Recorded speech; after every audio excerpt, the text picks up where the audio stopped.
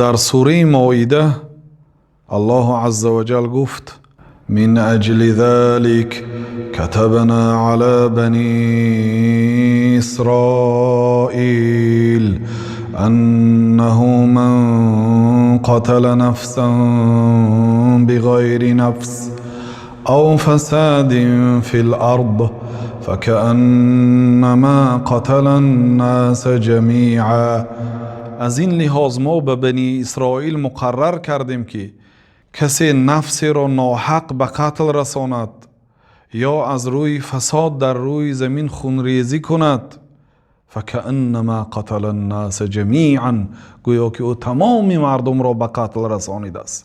یک نفس را اگر به قتل رساند گویا که تمام مردم را به قتل رسانیده است. این است در نزد شریعت جزای قاتل.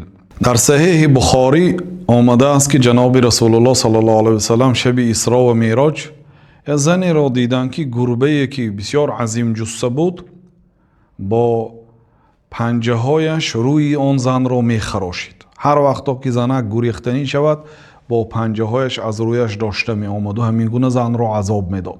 جناب رسول الله صلی الله علیه و سلم پرسیدند که ای جبریل، این زن کیست و این گربه چی؟ حال اینها چیست؟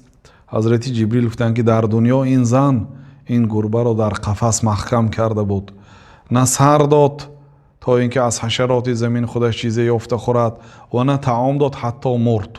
و امروز الله تعالی برای این گربه امکانیت و فرصت داد تا اینکه قصاص گیرد از این زن.